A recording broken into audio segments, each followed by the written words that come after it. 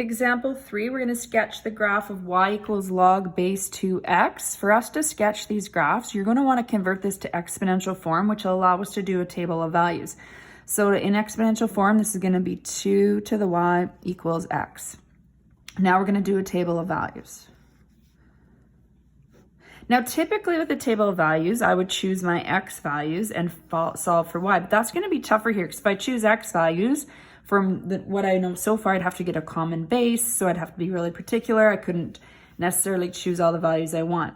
So what would be much easier is to choose y values and put in 2 to the y. As long as you know one value in a coordinate, you can find the other. So this is sort of the one time is with log functions that it's going to make sense for us to choose y values and find x. So I'm going to put -2, -1, 0, 1, and 2 here. And then when I plug this in, I'm going to have 2 to the -2, which is 1/4, and so on. 2 to the -1 is 1/2. 2 to the 0 is 1. 2 to the 1 is 2. 2 squared is 4. Now this will seem familiar because this would have been what the same arithmetic you would have done with exponential functions. But the x and y have switched because log functions are the inverse of an exponential function. So let's graph this, see what this looks like.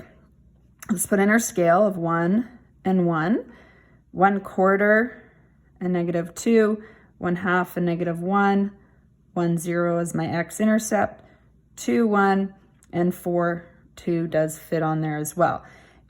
You're also, because the graph is approaching this y-axis here, you're going to have a vertical asymptote at x equals 0. Domain.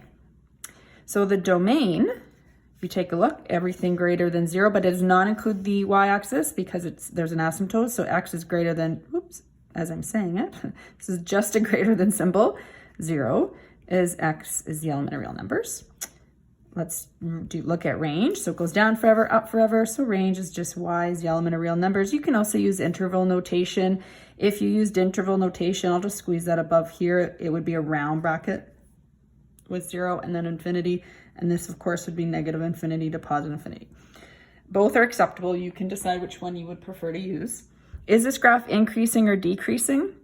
Whenever you're deciding that, think if you read left to right, what is happening to the graph? So as I'm looking left to right, the graph is going upwards, so this means it is increasing. Any asymptotes, we write the equation, so we have an asymptote at x equal 0. And it's worth mentioning that you will have a common point. Your x-intercept will be a common point at 1 until we learn how to transform the graphs. In other words, move the graph around.